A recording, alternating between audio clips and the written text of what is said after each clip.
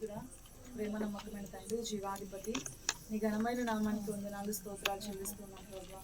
అయ్యా, ప్రత్యేకించి తండ్రి చదవబడిన లేఖన భాగంలో నుంచి నాతోనూ మాతోనూ అందరి హృదయాలతోనూ మీరు మాట్లాడండి. ఈ కుటుంబ సభ్యులకు, ఇక్కడ చేరి ఉన్న నీ బిడ్డలకు ఏ మాట అయితే అవసరమై ఉందో ప్రభా, అయ్యా దానిని మీరు నన్ను మరుగుపరిచిన నోటికి అందించమని మహిమా ఘనత ప్రభావాలు మీకు మాత్రమే చెల్లిస్తూ యేసయ్య అతి పరిశుద్ధమైన నామంలో ప్రార్థించి మిక్కిలి వినయంగా వేడుకొంచున్నాము తండ్రి. ఆమేన్. మంచిదండి. ఇక్కడ మనం చదువుకున్నటువంటి లేఖన భాగంలో నుంచి నా మాట మీ అందరికి వినబడుతుంది కదండి. కింద కూర్చుంటా సాప్ అంతా ఎత్తే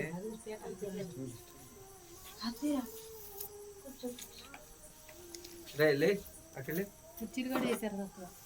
కుర్చీలు మంచిది. నా మాట మీకు అందరికి వినబడుతుంది కదండి. సరే, ఇక్కడ మనం చదువుకున్నటువంటి లేఖన భాగం మనందరికీ చాలా సుపరిచితమైన వాక్య భాగం.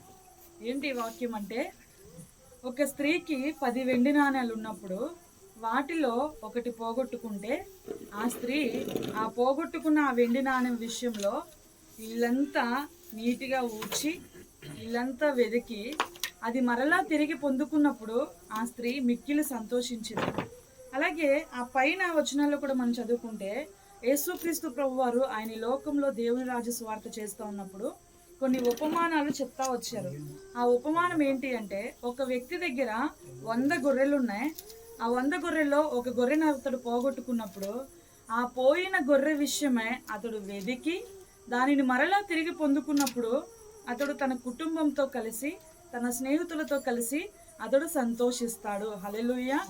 అంటే మనకు కూడా దేవుడు ఈ లేఖన భాగంలో నుంచి మాట్లాడుతున్న మాట ఏంటి అంటే, వారికనే కాదు మన కుటుంబాలలో మనకి కూడా ఏదన్నా పోగొట్టుకున్నది మరలా మనం తిరిగి పొందుకున్నప్పుడు మనకి సంతోషమేనా? తిరిగి అయ్యో మళ్ళీ దొరికిందని చెప్పి బాధపడే వాళ్ళు ఎవరైనా ఉంటారా? అందరికీ సంతోషమే కదా. ఏదైనా మన జీవితంలో పోగొట్టుకున్నప్పుడు దాన్ని మరలా మనం తిరిగి పొందుకున్నప్పుడు ఆ సంతోషం మనం మాటలతో చెప్పలేము. అయితే ఈరోజు ఈ లేఖన భాగాల్లో నుంచి మనం కొంచెం లోతుగా అధ్యయనం చేస్తే, పాత నిబంధన గ్రంథంలో మనందరికీ చాలా సుపరిచితమైన వ్యక్తి దావీదు అనే ఒక రాజు ఉన్నారు. ఆ దావీదు రాజు ఆయన రాజుగా కాకముందు సౌలు ఇశ్రాయేలు ప్రజలను ఏలుబడి చేస్తూ ఉన్నప్పుడు దావీదు తాను పోగొట్టుకున్న వాటి విషయంలో ఏ విధంగా ప్రవర్తించాడో, తాను పోగొట్టుకున్నది ఏ విధంగా తిరిగి పొందుకున్నాడో ఒకానొక సందర్భంలో నుంచి నేను మీతో మాట్లాడాలని ఆశపడుతూ ఉన్నాను. దావీదు ఇశ్రాయేలీయులకు 2వ రాజు. మొట్టమొదటి రాజు ఎవరండి? మొట్టమొదటి రాజు ఎవరు? సౌలు. దేవుడు తాను ఏర్పరచుకుని ఇశ్రాయేలు ప్రజల మీద నాయకుడిగా ఉండడానికి, రాజుగా ఉండడానికి ఏర్పరచుకున్న మొట్టమొదటి రాజు సౌలు. అయితే ఒకానొక సందర్భంలో దేవుడు సౌలుని రాజుగా వద్దనుకుని సౌలు చూపించిన అవిధేయతను బట్టి సౌలు కొన్ని సందర్భాలలో దేవుని మాటకు వ్యతిరేకంగా ప్రవర్తించడాన్ని బట్టి తన హృదయానుసారమైన వ్యక్తిగా దేవుడు దావీదును రాజుగా ఉండడానికి ఎన్నుకున్నాడు, ఏర్పరచుకున్నాడు. అయితే దావీదు రాజుగా అభిషేకం చేయబడక మునుపు సౌలు దావీదు మీద విషపు చూపు నిలిపి, ఇతడు నా కుమారుడు కదా, నా తర్వాత రాజు అవ్వాల్సింది యోనాతాను కదా, ఇప్పుడు దావీదు రాజ్యం వెళితే నా కొడుకు పరిస్థితి ఏంటి, కాబట్టి ఎలాగైనా దావీదును చంపాలి అన్న ఉద్దేశంతో సౌలు దావీదును చంప చూస్తూ ఉన్నప్పుడు సౌలు చేతిలో నుండి తప్పించుకోవడానికి దావీదు అరణ్య మార్గం పట్టాల్సిన పరిస్థితి వచ్చింది. దావీదు సౌలు నుంచి తప్పించుకోవడానికి అరణ్యంలో ప్రయాణం చేస్తూ ఉన్నాడు, అరణ్యంలో తిరుగులాడుతూ ఉన్నాడు. చాలా సందర్భాలలో సౌలు దావీదు చేతికి చిక్కినప్పటికీ సౌలును చంపకుండా దావీదు ప్రయాణాన్ని కొనసాగిస్తూ ఉన్నాడు. అయితే దావీదును వెంబడించేవారు కొందరు, దావీదు మీద ఇష్టం కలిగిన వారు కొందరు, రాజా ఎంత లేదనుకున్నా నిన్ను దేవుడు ఏర్పరచుకున్నాడు కదా, నువ్వు రాజుగా అయినా అవ్వకపోయినా, నువ్వు రాజ్యంగా పట్టాభిషేకం చేసినా చేయకపోయినా నీవే మా రాజువి అని చెప్పి దావీదుని కొంతమంది వెంబడిస్తూ ఉన్నారు. అలా దావీదుతో కూడా కొంతమంది వెంబడిస్తూ ఉన్నప్పుడు ఒకానొక సందర్భంలో జరిగిన విషయాన్ని ఈరోజు మనం వాక్య భాగంలో నుంచి కొంచెం లోతుకి వినడానికి ప్రయత్నం చేద్దాం. అయితే ఇలా దావీదుతో కూడా కొంతమంది వీళ్ళు అరణ్యంలో తిరుగులాడుతూ ఉన్నారు. అక్కడక్కడ వారి గుడారాలు వేసుకుని వారి కుటుంబాలతో నివాసం చేస్తూ ఉన్నారు. ఒకానొక సందర్భంలో దావీదు తనతో కూడా ఉన్నవారు ఒక చోటికి యుద్ధానికి చేయడానికి వెళ్లాల్సి వచ్చింది. వాళ్ళు వాళ్ళ పిల్లల్ని, వాళ్ళ భార్యల్ని, వాళ్ళ గుడారాలను అన్నిటినీ ఒక ప్లేస్లో సిక్లగ్ అనే ఒక ప్రాంతంలో విడిచిపెట్టి వీరు వేరే ప్రాంతానికి యుద్ధానికి వెళ్ళారు. తీరా వాళ్ళు యుద్ధం చేసి తిరిగి వారి స్థలానికి వచ్చినప్పుడు దావీదు తనతో కూడా ఉన్న జనులు విన్న సంగతి ఏంటి అంటే ఆ ఊరంతా వారు ఉన్న ప్రదేశం అంతా ఖాళీగా ఉంది. అక్కడ జరిగిన సంఘటన ఏంటి అంటే దావీదును వెంబడించిన 600 మంది భార్యలను, వారి పిల్లలను, వారికి కలిగిన సమస్తాన్ని అమాలేకీయులు అనే ప్రజలు వచ్చి మొత్తాన్ని ఎత్తుకుని పోయారు. ఏం చేశారండి? మొత్తాన్ని ఎత్తుకుని పోయారు. ఇప్పుడు దావీదు ఉన్న పరిస్థితి ఏంటి అంటే అతడు తన వారందరిని విడిచిపెట్టి తన కుటుంబంతో అరణ్యంలో జీవిస్తూ ఉన్నాడు. తన కుటుంబంతో అరణ్యంలో జీవనాన్ని కొనసాగిస్తూ ఉన్నాడు. దావీదును వెంబడించిన వారు వారి పిల్లలను, వారి భార్యలను తీసుకుని అరణ్యంలో గుడారాలు వేసుకుని బ్రతుకుతూ ఉన్నారు. వీళ్ళు ఇంత బాధల గుండా, ఇన్ని కష్టాల గుండా వాళ్ళు నడిపించబడతా ఉన్నప్పుడు అక్కడ జరిగిన సంఘటన ఏంటి అంటే ఒకానొక సందర్భంలో వారికి కలిగిన భార్యలు, వారికి కలిగిన పిల్లలు, వారికి కలిగిన సంపద, వారి ఆస్తి అంతా దోచుకొనబడింది. ఎవరు దోచుకుని పోయారు అంటే శత్రువులు దోచుకుని పోయాడు. అయితే వాళ్ళు పోగొట్టుకున్న సంపదను కానివ్వండి, వాళ్ళు ఎత్తుకొని పోయిన తన వారిని కానివ్వండి, దావీదు ఎలా తిరిగి సంపాదించుకున్నాడు అనే విషయాన్ని గనక మనం ఆలోచన చేస్తే ఈరోజు మనందరి జీవితాలలో గడిచిన దినాలలో ఉన్న ఆత్మీయతను కొన్ని సందర్భాల్లో మనం పోగొట్టుకొని ఉండొచ్చు. గడిచిన దినాల్లో మన కుటుంబంలో ఉన్న సంతోషాన్ని నేటి దినాన మనం పోగొట్టుకుని ఉండొచ్చు. గడిచిన దినాల్లో మన కుటుంబంలో ఉన్న దేవుడిచ్చిన సమాధానాన్ని ఈరోజు మన అవిధేయతను బట్టో, మన తెలివి తక్కువతనాన్ని బట్టో, మన ప్రార్థన లోటును బట్టో మనం పోగొట్టుకుని ఉండొచ్చు. అయితే గడిచిన దినాలలో మనం వేటినైతే పోగొట్టుకుంటూ వచ్చామో, వేటినైతే దేవుని దగ్గర మనం దూరం చేసుకుంటూ వచ్చామో దానిని మనం మరలా తిరిగి పొందుకోవాలి అంటే మనం ఏం చేయాలి? తన వారిని తిరిగి పొందుకోవడానికి దావీదు ఏం పని చేశాడు అనే విషయాన్ని మనం గనక వాక్యంలో నుంచి మనం ధ్యానించుకోవడం గనక ప్రారంభిస్తే సమూయేలు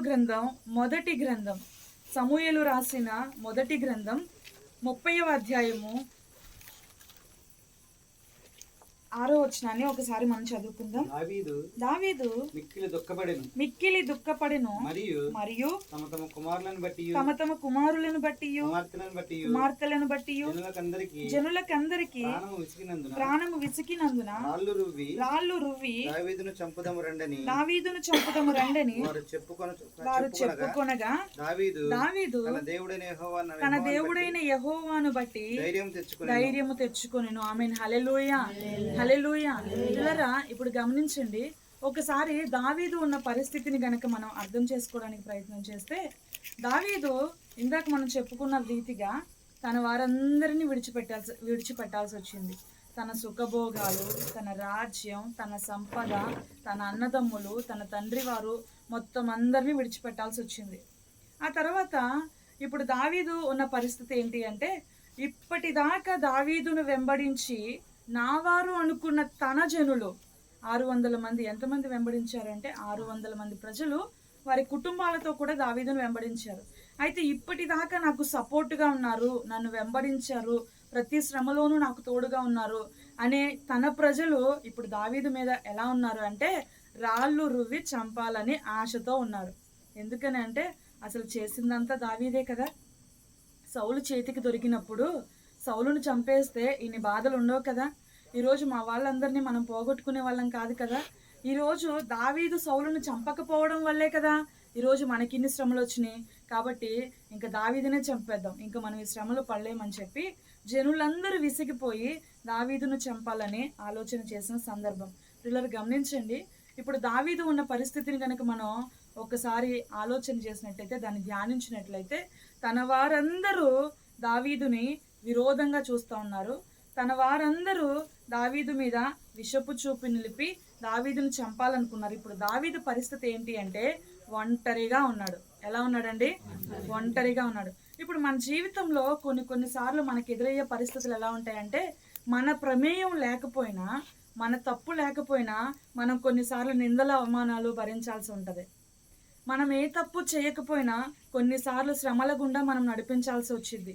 కొన్నిసార్లు మనం శోధనల గుండా అసలు నేను ఏం పాపం చేశానని నాకు ఈ బాధ, నేనేం తప్పు చేశానని ఈ శిక్షను అనుభవించాలి, నేనేం తప్పు చేశానని ఈరోజు ఇలా అరణ్యంలో బ్రతకాల్సి వస్తుంది, ఈరోజు ఈ అరణ్య జీవితాన్ని గడపాల్సి వస్తుంది అని చెప్పి చాలా సందర్భాల్లో మనం ఈ శ్రమల గుండా నడిపించబడతా ఉన్నప్పుడు మనం ఏం చేస్తూ ఉంటాము అంటే ముందుగా దేవుణ్ణి చెప్పండి, మనందరం చేసేది అదే కదా. ముందుగా మనం ఏం చేస్తాం, అసలు నేను ఇంత ప్రార్థన చేస్తున్నాను, దేవుడు అనేవాడు ఉంటే తెలుసు మనకి దేవుని కార్యాలు, తెలుసు మనకి దేవుని శక్తి, కానీ మనం వాడే మొట్టమొదటి మాట ఏంటంటే దేవుడు అనేవాడు ఉంటే నాకు ఇన్ని శ్రమలు వస్తాయా, దేవుడు అనేవాడు ఉంటే నన్ను ఇంతమంది అవమానిస్తుంటే చూస్తూ ఊరుకుంటాడా, ఇంతమంది నిష్కారణంగా ఏ కారణం లేకుండా నన్ను నిందిస్తూ ఉంటే దేవుడు అనేవాడు ఉంటే చూస్తూ ఊరుకుంటారా అని చెప్పని మనం అనుకుంటాం కదా. అయితే ప్రియులరా, తన వారందరినీ తిరిగి సంపాదించుకోవడానికి దావీదు చేసిన మొట్టమొదటి పని ఏంటో తెలుసా? దేవుణ్ణి దూషించకుండా దేవుణ్ణి బట్టి ధైర్యం కలిగి ఉన్నాడు. హల్లెలూయా, హల్లెలూయా. మనం చేయాల్సింది ఈరోజు మొట్టమొదటిగా ఒకే ఒకటండి. ఏంటి అంటే మన శ్రమ మన జీవితంలో ఉన్నప్పుడు, శోధన మనల్ని అలుముకున్నప్పుడు మొదట మనం చెదిరిపోక బెదిరిపోక దేవుణ్ణి బట్టి ధైర్యం తెచ్చుకోవాలి. హల్లెలూయా. మనం ఎదుర్కొంటున్న శ్రమ ఏదైనా కానివ్వండి, మనం ఎదుర్కొంటున్న బాధ ఎంత గొప్పదైనా కానివ్వండి, మనం ముందు దేవునిని బట్టి ధైర్యం తెచ్చుకోవాలి. మనం దేన్ని బట్టి ధైర్యం తెచ్చుకుంటామంటే మన చుట్టూ ఉన్న మనుషులను బట్టి ధైర్యం తెచ్చుకుంటాం. అరే, ఇంత అనుభవం కలిగిన పెద్దోళ్ళే దీన్ని దాటలేకపోయారు కదా, ఇంత అనుభవం కలిగిన వాళ్ళే నా సమస్యకు పరిష్కారం చెప్పలేకపోయారు కదా, ఇంకెవరు నాకు సహాయం చేస్తారు, ఇంకా ఎలా నేను ఈ సమస్య నుంచి బయటపడగలను అని చెప్పి మన చుట్టూ ఉన్న మనుషులను ఆధారం చేసుకుంటాం, కానీ మనం దేవునిని బట్టి ధైర్యం తెచ్చుకోలేము. ఒకసారి చూడండి, మన లేఖన భాగంలో నుంచి మనం కనుక ఆలోచన చేసినట్లయితే మనుషులను నమ్ముకున్నటి కంటే రాజులను నమ్ముకున్నట కంటే యెహోవాను ఆశ్రయించుట మేలు. మనం ధైర్యం తెచ్చుకోవాల్సింది మనుషులను బట్టి కాదు, మనుషుల జ్ఞానాన్ని బట్టి కాదు, మన చుట్టూ ఉన్న పరిస్థితులను బట్టి యెహోవాని బట్టి మనం ధైర్యం తెచ్చుకోవాలి. ఎందుకని అంటే ఆయన ప్రతి అనుభవం గుండా, ఆయన వెళ్ళిన ప్రతి అనుభవం మనం ఎదుర్కొంటున్న శ్రమల గుండా వెళ్ళినవే. అందుకే హెబ్రీలకు రాసిన పత్రికలో ఒక మాట ఉంటుంది కదా, ఏమని అంటే ఆయన ప్రతి శ్రమలోనూ సహానుభవము కలిగి మనకంటే ముందుగా వెళ్ళి ఆయన ఒక మాదిరి చూపిస్తూ వెళ్ళాడంట. ఎలా అండి? ప్రతి శ్రమలోనూ సహానుభవం కలిగి. నేను అనుభవిస్తున్న శ్రమలు ఎవరికి తెలుసండి?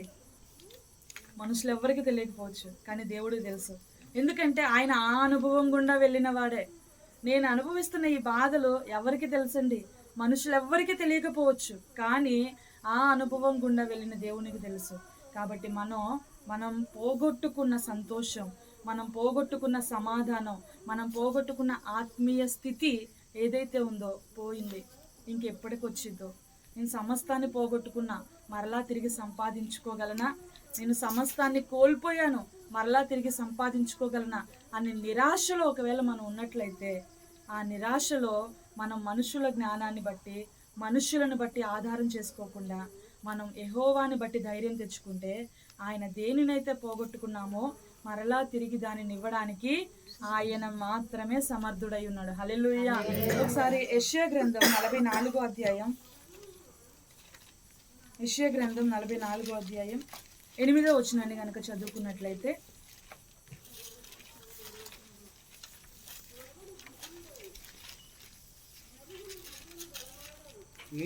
మీరు వెరవకుడి, భయపడకుడి, పూర్వకాలము నుండి నేను నీకు ఆ సంగతి వినిపించి తెలియజేయలేదా? మీరే నాకు సాక్షులు. నేను తప్ప వేరొక దేవుడు ఉన్నాడా? నేను తప్ప ఆశ్రయ దుర్గం ఏదియూ లేదు, ఉన్నట్టు నేను ఎరుగను. హల్లెలూయా. ప్రవచన రీతిగా ప్రభువైన యెహోవా మాట్లాడుతున్న మాట ఏంటి అంటే, మీరు వెరుస్తున్నారా, భయపడుతున్నారా? మీరు దిగులు చెందక, భయపడక, నిబ్బరము కలిగి ధైర్యముగా ఉండండి.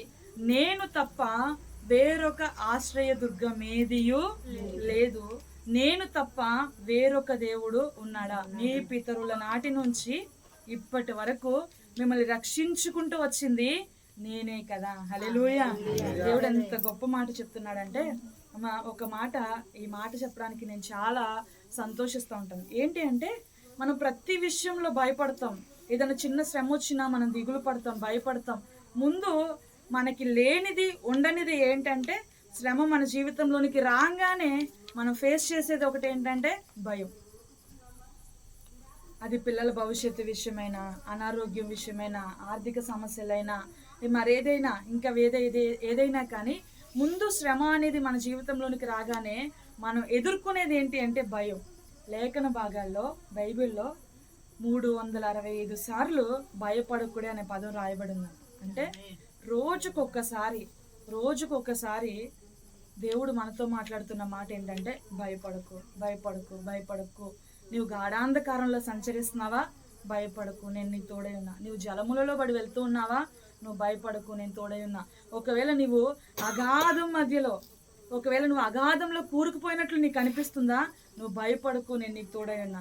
ఇప్పుడు నేను ఒకవేళ ఒక సమస్యను ఎదుర్కొంటే నాకున్న భయాన్ని బట్టి అన్నయ్య కానీ అమ్మ కానీ వచ్చి, అరే నువ్వు ఇలా భయపడుతున్నావు కదా, నువ్వు ఇలా బాధపడుతున్నావు కదా, నీ సమస్య చిన్నదే, భయపడకు అని చెప్తే మనం ఎంత ధైర్యంగా ఉంటాం. అంటే మనతో సహానుభవం కలిగిన ఒక మనిషి మనతో భయపడకు అని చెప్తేనే మనం అంత ధైర్యంగా ఉంటాం కదా. దేవుడు 365 సార్లు, అంటే రోజుకొక్కసారి మనతో మాట్లాడుతున్న మాట ఏంటంటే భయపడకు, భయపడకు, భయపడకు. ఈరోజు దావీదుకున్న ధైర్యం అదేనండి.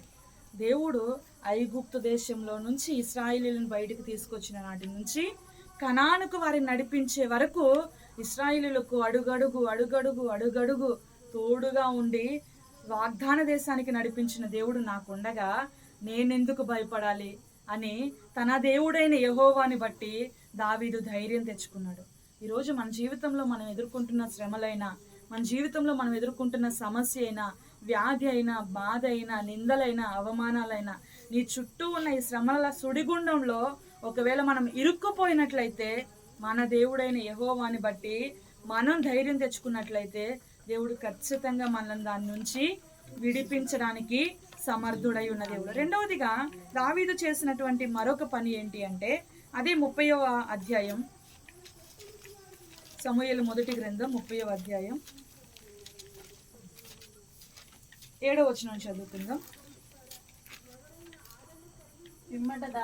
పిమ్మట దావీదు ఏఫోదు తెమ్మని యాజకుడగు అహీమెలెకు కుమారుడైన అబ్యాతారుతో చెప్పగా అబ్యాతారు ఏఫోదును దావీదు నొద్దకు తీసుకొని వచ్చును. మొదట దావీదు తను ఎదుర్కొంటున్న శ్రమను బట్టి దేవుని యందు ధైర్యము కలిగి ఉన్నాడు.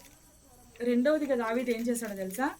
దావీదు ఏఫోదును ఆశ్రయించాడు. హల్లెలూయా.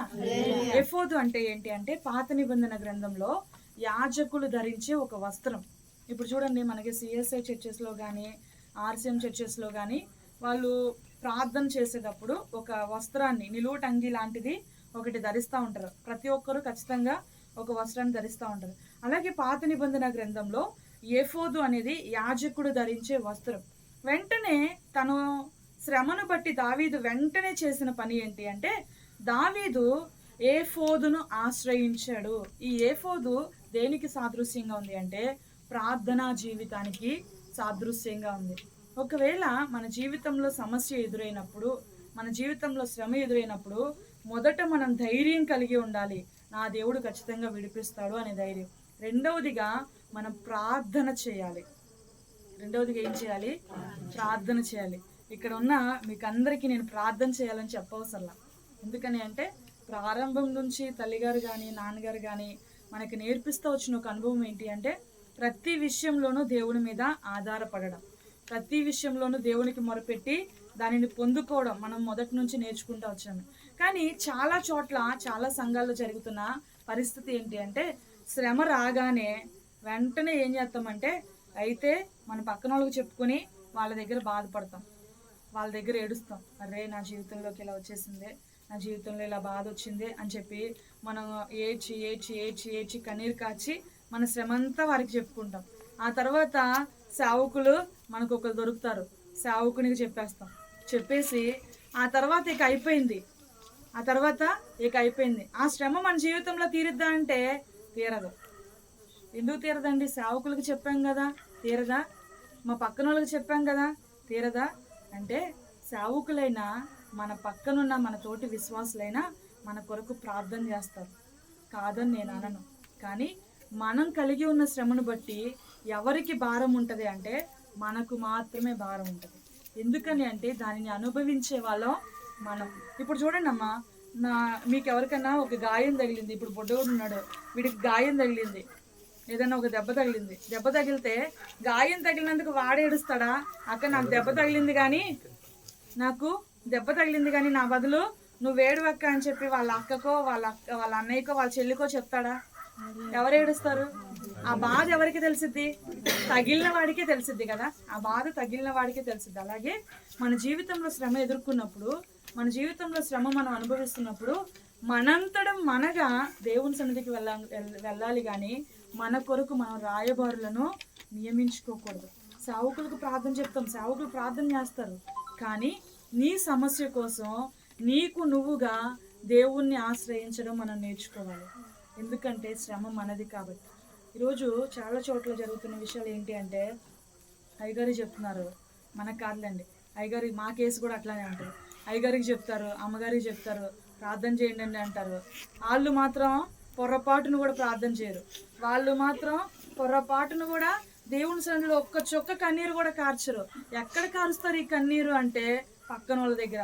అమ్మా, మా ఆయన రోజు తాగొచ్చి చిత కొడుతున్నాడు అని చెప్పి పక్కన వాళ్ళతో చెప్పుకొని వాళ్ళ దగ్గర బాధపడతారు. కానీ నా భర్తను మార్చయ్యా అని చెప్పి వారికి ఉన్న సమస్యను బట్టి దేవుని సన్నిధికి వెళ్ళడానికి మాత్రం అస్సలు ఆసక్తి చూపించరు. దావీదు మనకి నేర్పిస్తున్న మరొక అనుభవం ఏంటో తెలుసా? నీ జీవితంలో నీకు శ్రమ వచ్చిందా, నువ్వెళ్ళు దేవుని దగ్గరికి. నీకు సమస్య వచ్చిందా, నువ్వు కార్చు. నీ బాధంతటిని బట్టి దేవుని సన్నిధిలో విజ్ఞాపన చేసి కన్నీరు కార్చి అడుగు. దేవుడు ఖచ్చితంగా మనవి వింటాడు. దేవుడు ఖచ్చితంగా నీ హృదయాన్ని చూసి ఆయన తన బిడ్డలుగా మనం కన్నీరు కారిస్తే అస్సలు తట్టుకోలేడండి, అస్సలు తట్టుకోలేడు. మనం ప్రభువా అని మనం ఎన్ని తప్పులైనా చేయనియండి, ఎన్ని పొరపాట్లైనా చేయనియండి, వాటన్నిటినీ మర్చిపోయి మనం అనుభవిస్తున్న బాధను బట్టి డాడీ, ఇప్పుడు మన పిల్లలు కనుక మన దగ్గరకు వచ్చి అప్పటికి వాళ్ళు ఎన్ని తప్పులు చేసినా అమ్మా అంటే ఏం చేస్తారు? మీరు కరిగిపోతారు కదా వెంటనే. అలాగే మనం బాధ అనుభవిస్తున్నప్పుడు దేవుని దగ్గరికి వెళ్ళి నానా అంటే ఆయన మన మనవిని బట్టి ఆయన వెంటనే మనకి ప్రత్యుత్తరం ఇచ్చే దేవుడై ఉన్నాడు. దావీదు ఒకసారి కీర్తనల గ్రంథంలో నుంచి ఈ మాటను చదువుకుందాం. కీర్తనల గ్రంథంలో నుంచి 31వ కీర్తన 22వ వచనం. భీతి చెందిన వాడనే నీకు కనబడకుండా నేను నాశనమైతిననుకొంటిని. అయినను నీకు నేను మొరపెట్టగా నీవు నా విజ్ఞాపన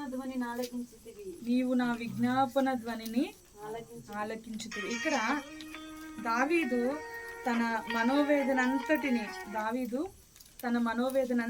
దేవుని ఎదుట చెప్పుకుంటూ ఏమంటున్నాడంటే, అయ్యా, భీతి చెందిన వాడనే నీకు కనబడకుండా నేను నాశనమైతిననుకొంటిని. అంటే దావీదు హృదయం కలవరపడిపోయి, దావీదు హృదయం కృంగిపోయి దావీదు పలుకుతున్న మాట ఇది. ఏంటి అంటే, అయ్యా, నేను భయపడిపోయానయ్యా, నేను భీతి చెందిపోయాను. ఇలాంటి పరిస్థితుల్లో అసలు నేను ఎక్కడ నీకు కనబడకుండా ఉంటానో, ఎక్కడ నా జీవితం కనుమరుగైపోతుందో అని చెప్పి నేను భయపడిపోయాను. ఆ పరిస్థితుల్లో ఉండి నేను నీకు మొరపెడితే నువ్వు నాకు ఉత్తరం ఇచ్చావయ్యా. హల్లెలూయా, హల్లెలూయా. మనం కృంగిపోయిన ప్రతి సమయంలోనూ ప్రవ్వా అంటూ దేవుని దగ్గరికి వెళ్తే ఆయన ఖచ్చితంగా మన మనవిని ఆలకించి మనకి సాక్ష్యాన్ని ఇచ్చే దేవుడు. హల్లెలూయా, హల్లెలూయా. రెండవదిగా దావీదు చేసిన పని ఏంటి అంటే, దావీదు ఎఫోదును ఆశ్రయించాడు. అంటే వెంటనే తనకు కలిగిన శ్రమను బట్టి దావీదు దేవుని సన్నిధిలో ప్రార్థన చేశాడు. హల్లెలూయా. వెంటనే తనకు కలిగిన సమస్యను బట్టి దావీదు ప్రార్థన చేశాడు. మూడవదిగా ఇంకొక మాటే, నేను చెప్పేసి ముగిస్తాను. మూడవదిగా దావీదు చేసిన పని ఏంటి అంటే అదే 1 సమూయేలు గ్రంథం 30వ అధ్యాయం 8వ వచనం చదువుకుందాం. నేను ఈ దండును తరిమిన ఎడల దాన్ని కలుసుకొందునా అని యెహోవా యొద్ద దావీదు విచారణ చేయగా యెహోవా తరుము నిశ్చయముగా నీవు వారిని కలుసుకొని తప్పక నీ వారినందరినీ దక్కించుకుందువని సెలవిచ్చెను. మొదటిగా దావీదు తన కలిగి ఉన్న శ్రమను బట్టి ధైర్యం తెచ్చుకున్నాడు. రెండవదిగా ఎఫోదును ఆశ్రయించాడు, అంటే ప్రార్థన చేశాడు.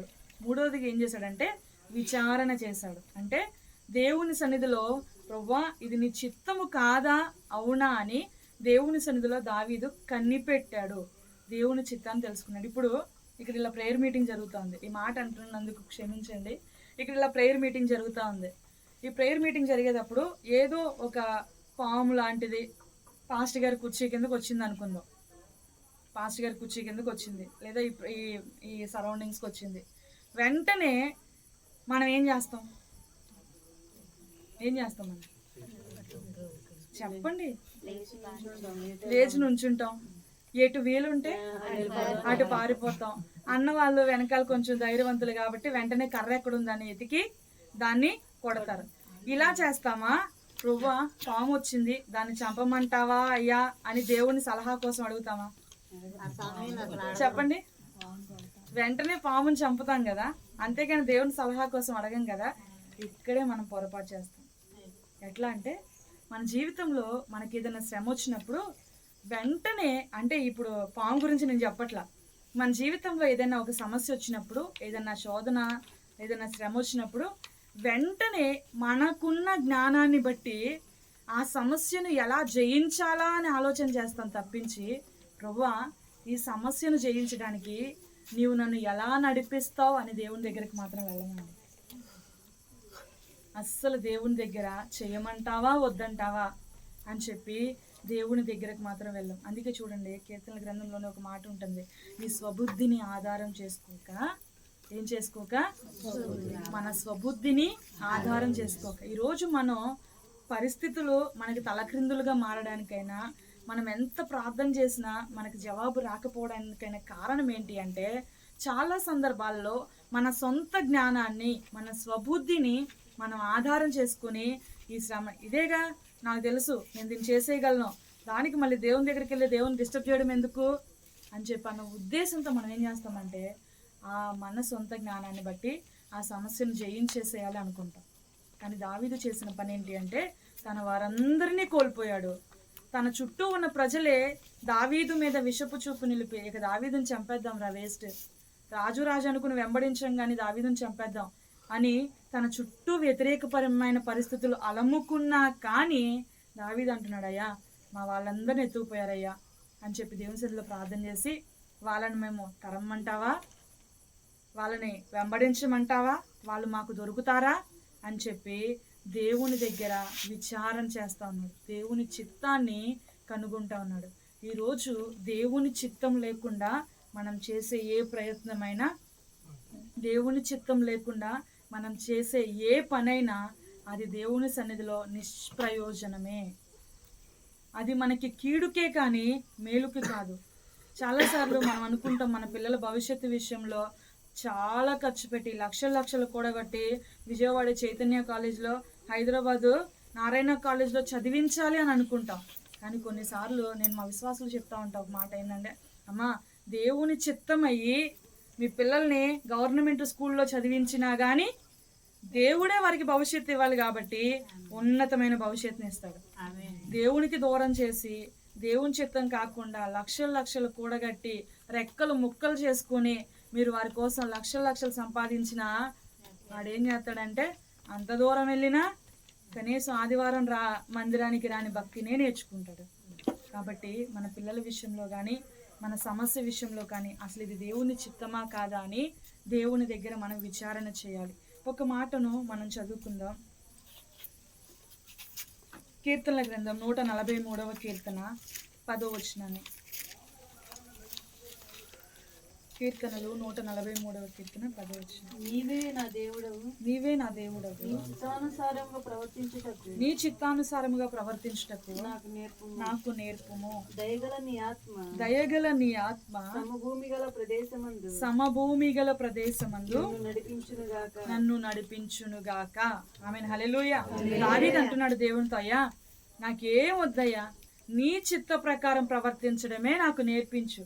ఎందుకని అంటే నేను నీ చిత్తాన్ని చేస్తే నీ ఆత్మ నన్ను సమభూమి గల ప్రదేశంలో నడిపిస్తుంది. హల్లెలూయా.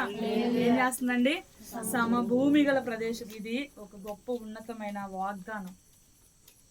ఈ వాగ్దానం ఎవరికి సొంతము అంటే కేవలం ఆయన చిత్తాన్ని జరిగించే వారికి మాత్రమే సొంతం.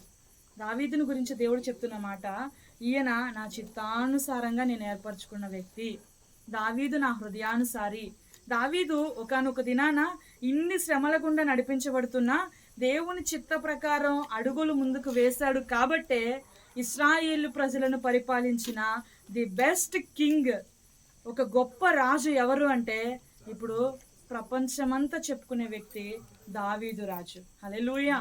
అంత ఉన్నతమైన ఆధిక్యత దావీదుకి ఎక్కడి నుండి వచ్చింది అంటే దావీదు దేవుని చిత్తాన్ని కనుగొనే వ్యక్తి.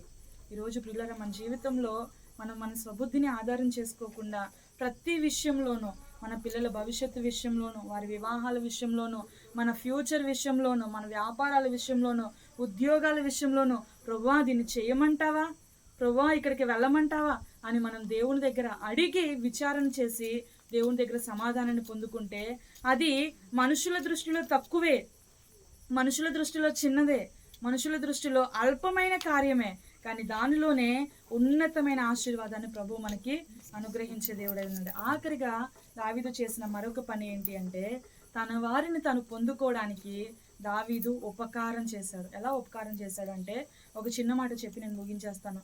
దావీదు తన ప్రజలను తీసుకుని తన వారిని అమాలేకీయులను తరుముతా ఉండగా ఒక వ్యక్తి ఒక చెట్టు కింద అలసిపోయి కనిపిస్తే వెంటనే దావీదు శిష్యులు అతని దగ్గరికి వెళ్ళి, అయ్యా ఎందుకని నువ్వు ఇక్కడ కూర్చున్నావు, నీ ముఖం చూస్తుంటే 3 రోజుల నుంచి అన్నం తిన్నట్టుగా లేదు కదా, ఏమైంది నీకు అంటే, ఇదిగో అమాలేకీయులు కొంతమందిని ఎత్తుకుని పోతా ఉన్నారు, ఆ ఎత్తుకుని పోయిన వాళ్ళలో నేను కూడా ఒకడిని. ఎత్తుకుని పోయిన వాళ్ళలో ఎవరు? ఇతను కూడా ఒకడు. అయితే అలా నేను మధ్యలో కాయిలా పడగా నాకు కొంచెం జబ్బు వచ్చిందని నా యజమాని నన్ను ఇక్కడ వదిలేసి వెళ్ళిపోయాడు అని చెప్పంటే దావీదు వెంటనే, ఇదిగో నువ్వు తీసుకొని పోయిన వాళ్ళు ఎక్కడికి వెళ్ళారో నాకు చెప్తావా అని చెప్పి అతనికి అన్నపానములు ఇచ్చి అతనిని దావీదు పోషించి అతని ప్రాణాన్ని తెప్పరిల్లా చేశాడు. అయితే వెంటనే అతను అంటాడు కదా, ఇదిగో సరే చెప్తాను కానీ నన్ను మాత్రం మరలా తిరిగి ఆ బానిసలోనికి పంపించొద్దు, నన్ను మరలా తిప్పి ఆ బానిస బ్రతుకులోకి పంపించను అంటే నేను చెప్తానని చెప్పి వాళ్ళిద్దరూ ఒక ప్రమాణాన్ని చేయించుకున్న తర్వాత ఇప్పుడు తను ఎక్కడికి వెళ్ళారు, ఏం చేశాడని మొత్తం డీటెయిల్స్ అన్నీ చెప్పేశాడు. తిరిగి దావీదు తన వారిని పొందుకోవడానికి ఆఖరిగా దావీదు చేసిన పని ఏంటి అంటే శత్రువు ఎడల ఉపకారం చేశాడు. హల్లెలూయా. మొట్టమొదటిగా దావీదు దేవుణ్ణి బట్టి ధైర్యం తెచ్చుకున్నాడు. రెండవదిగా దావీదు ఎఫోదును ఆశ్రయించాడు, అంటే ప్రార్థన చేశాడు. మూడవదిగా దావీదు ఏం చేశాడంటే దేవుని చిత్తం కోసం దేవుని దగ్గర విచారణ చేశాడు.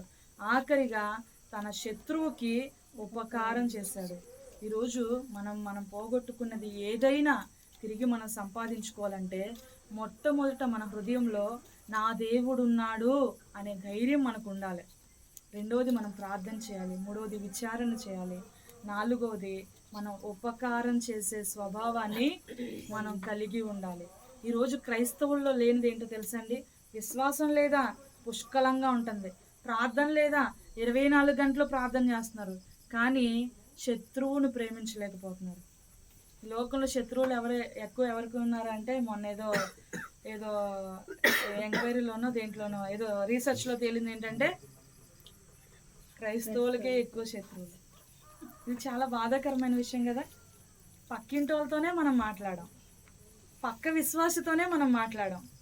ఇప్పుడు చూడండి, సంఘంలో అందరితో మాట్లాడతామా? అందరితో మాట్లాడతామా? ఒకరికొకరు సమాధానం ఉంటుందా? ఒకరికొకరు వందనాలు చెప్పుకుంటామా?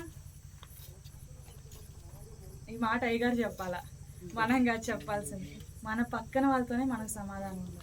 కానీ దేవుని వాక్యం చెప్తున్నమాట, యేసుక్రీస్తు వారు అందరికీ ఉపకారి. ఆయన అందరికీ ఉపకారం చేసేవాడు. ఉపకారానికి కేర్ ఆఫ్ అడ్రస్ ఎవరు అంటే మనం ఆరాధిస్తున్న దేవుడు. శత్రువులను ప్రేమించగలిగి తను హింసించే వారిని కూడా రక్షించి నిత్య జీవానికి వారసులుగా మార్చే అంత ప్రేమ చూపించిన దేవుడు మనం ఆరాధిస్తున్న దేవుడు. ఆయన పిల్లలుగా మనం ఎలా ఉండాలి అంటే మనం అపకారానికి ఉపకారం చేసే వాళ్ళగా ఉండాలి, కానీ ఉపకారానికి అపకారం తలపెట్టే వాళ్ళంలా మనం ఉండకూడదు. ఈరోజు మనం పోగొట్టుకున్నది ఏదైనా, అది సమాధానమైన, సంతోషమైన, ఆర్థికపరమైనది ఎలాంటిదైనా, మన భవిష్యత్తు అయినా, మన ఆత్మీయ స్థితి అయినా దాన్ని పొందుకోవాలి అంటే మనం ఈ లక్షణాలను కలిగి ఉండాలి. దేవుడి కొద్ది మాటలు దీవించుకున్నాం. దేవునికి స్తోత్రం. పాస్టర్ గారికి మైక్ ఇస్తే మా పాస్టర్ మా చెల్లి కూడా మైక్ లేకపోయిన టైము ఏదేమైనా దేవుని మాటలు. నేను అనుకున్నాను ఈ చివరి రోజు 7వ వారం అనగా ఆర్భాటంగా సాగింది. కాంగు కొట్టేవాళ్ళు లేరు, ఆర్భాటం లేదు, ఉద్యోగం లేదు. మనుషులు వచ్చేవాళ్ళు పెద్దలు ఆ ఇంటి దగ్గర కూర్చున్నారు, ఆమె వంట చేపించి ఎప్పుడుకో పంపించారు. ఆర్భాటంతో జరగాల్సిన ఈ రోజు ఎంత సప్పగా జరిగిందంటే నాకు చాలా బాధాకరం అనిపించింది. ఎప్పుడు కూడా 7వ వారం అంటే మాకు ఎలా ఉంటుంది అంటే నాకు పండగ దినంలాగా ఉంటుంది. అలాంటి దినాన్ని లాస్ట్ రోజునై పెద్ద అక్క ఇంటి దగ్గర కూర్చొని ఇంకో అక్క వంట వండేసి నిన్నే చెప్పాను అక్క నేను ఏమని చెప్పాను, నేను రేపటికి పోస్ట్ పోన్ చేశానన్న, రేపటికి మార్చానక్క, ఈ రోజు పెళ్ళి ఉంది, సన్న వినపడుతుంది, అక్కడ ఆర్భాటంగా ఉంటది, అందుకని రేపటికి మార్చానక్క అని చెప్పాను. అది వినపడదు, అందుకని పెద్దలు పక్కన పెట్టామనుకోండి, అదిగో మమ్మల్ని తోసేసారు, పక్క తోసేసారు అంటారు పెద్దలు. పెద్దలు ఏం చేస్తున్నామంటే కతి నడవలేకపోతున్నారు, వినపడట్లేదు, లేకపోతే ఏదో అని మనం వాళ్ళకి రెస్ట్ ఇద్దామని చెప్తే వాళ్ళు అలా. సరే ఏదేమైనప్పటికీ కూడా నేను అంటాను, ఆర్భాటంతో సాగాల్సిన పాటలు లేకపోయినా శ్రేష్టమైన మాటలు దేవుడు మనకి వినిపించాడు. దేవునికి స్తోత్రం. నేను కూడా దావీదుని గురించి సిద్ధపడి ఉన్నా, కానీ చెల్లి చెప్పిన తర్వాత ఒక మాట 2 సందర్భాలు నేను చూపించి, వాక్యాన్ని చెప్పట్లా 2 సందర్భాలు చూపించి ముగించేస్తా. చూడండి పరిశుద్ధ గ్రంథంలో నుండి 1వ సమూయేలు గ్రంథం 18వ అధ్యాయము 14వ వచనం. ఇందాకలా సబుద్ధిని అని చెప్పింది, ఇది సబుద్ధి కాదండి, సుబుద్ధి. మరియు దావీదు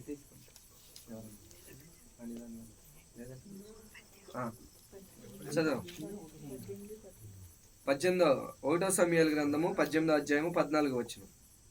మరియు దావీదు సమస్త విషయములలో సుబుద్ధి కలిగి ప్రవర్తింపగా యెహోవా అతనికి తోడుగా నుండెను. అది ఇప్పుడు చెల్లి చెప్పిన అన్ని విషయాలకి కారణం ఏంటంటే అన్ని విషయాల్లో కూడా దావీదు ఎలా ఉన్నాడు, సుబుద్ధి కలిగిన వాడై ఉన్నాడు. సబుద్ధి కాదండి ఇక్కడ, సుబుద్ధి అంటే మంచి బుద్ధి. అన్ని విషయాల్లో, ఎలాంటి విషయాల్లోనైనా, శ్రమలోనైనా, బాధలోనైనా, కష్టంలోనైనా, దుఃఖంలోనైనా, సంతోషంలోనైనా సరే ఎలా ఉన్నాడంటే సుబుద్ధి కలిగిన వాడై ఉన్నాడు. కనుక దేవునికి అసాధ్యమైనది ఏది లేదని దావీదు గుర్తెరిగాడు గనక, దావీదు ఎరిగి మేలు పొందుకున్నవాడు గనక అన్ని విషయాల్లో కూడా సుబుద్ధి కలిగిన వాడే మొదటి నుండి గొర్రెలు కాసేటప్పుడు సుబుద్ధి కలిగే కాశాడు. నాన్నలేం అక్కడ పంపించావు, నన్ను ఎక్కడ పంపించావు తండ్రి దగ్గర ఎలా పడితే అలా మాట్లాడిన వాడు కాదు, కానీ తీసేసిన రాయిని మూలకి తలరాయిగా చేశాడు. అందుకని అంటాడు 17వ అధ్యాయము 1వ దినవృత్తాంతాల గ్రంథము 17వ అధ్యాయం 17వ వచనం ముగించేస్తా. 17వ అధ్యాయం 17వ వచనం. దావీదు చేస్తున్న ప్రార్థనే. దేవా 17వ అధ్యాయం 17వ వచనం 1వ దినవృత్తాంతాల గ్రంథం. దేవా ఇది నీ దృష్టికి స్వల్ప విషయమే. దేవా యెహోవా నీవు రాబోవు బహుకాలము వరకు నీ సేవకుని సంతతిని గూర్చి సెలవిచ్చి మనుషునితో మనుషుడు మాట్లాడినట్లు దయపాలించి నాతో మాట్లాడి నా సంతతి ఘనత చెందునని మాట ఇచ్చి ఉన్నావు. దేవునికి స్తోత్రం. ఏమంటున్నాడు? దేవుని దృష్టి కంటే ఇది అల్పమైనదే, అంటే మన సమస్యలన్నీ కూడా అల్పమైనవే. దేవుడు మనుషులతో మాట్లాడినట్లుగా మాట్లాడాడంట దావీదుతో మాట్లాడిన వాడు గనక, సుబుద్ధి కలిగిన వాడు గనక మాట్లాడాడు. దేవుడు మాట్లాడి ఆయన అంటున్నాడు ఘనతనిచ్చాడంట వారి కుటుంబానికి. ఘనత కలగజేసిన వాడు ఎవరు? దేవుడే. వారి మరి కుమారులకు సింహాసనాన్ని స్థిరపరిచిన వాడు దేవుడే, తన కుటుంబాన్ని స్థిరపరిచిన వాడు దేవుడే. కనుక మనం దేవుని దగ్గర ఎలా ఉండాలి అంటే సుబుద్ధి కలిగిన వారి వలె మనం ఉండాలి. సుబుద్ధి కలిగి మనం జీవించడం. దేవునికి అల్పమైనవి గనక మన శ్రమలు మన బాధలు, చెల్లి చెప్పినట్లుగా శ్రమలు వచ్చినప్పుడు దేవుని దూషించే వారికి మనం ఉండక మనం ఎలా ఉండాలి అంటే దేవునికి ప్రభా ఇవి నీకు అల్పమైనవే అని దేవుని అడిగేవారిగా మనం ఉండాలి. 7 వారాల ప్రార్థనలో అల్పమైన విషయాలు మనం ఎన్నో అడిగాం, కానీ అవి దేవుని దృష్టికి అల్పమైనవి. మనకైతే కొంచెం భారం అయినప్పటికీ కూడా దేవుని దృష్టికి అల్పమైనవి. రుణ భారాలు 6 లక్షలు ఉంటామంటే ఎవరికైనా భారమే, కానీ దేవుని దృష్టికి అల్పమైనది. వివాహ విషయము అల్పమైనది. బిడ్డను స్వస్థపరచడం దేవుని దృష్టికి అల్పమైనది. దేవునికి అసాధ్యమైనది ఏది లేదు. గనక దేవుని యందు విశ్వాసంతో ప్రార్థన చేద్దాం. మరి పాటలైనా మనం ఘనంగా జరపలేకపోయినా వాక్యాన్ని దేవుడు వినిపించాడు. ప్రార్థన కూడా ఉజ్జీవంగా గంభీరంగా ప్రార్థన చేద్దాం. తల్ల వంచండి, ప్రార్థన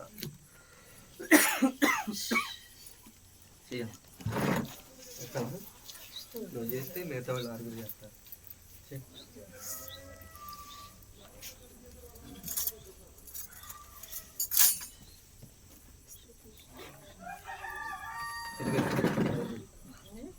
చేయి ప్రార్థన.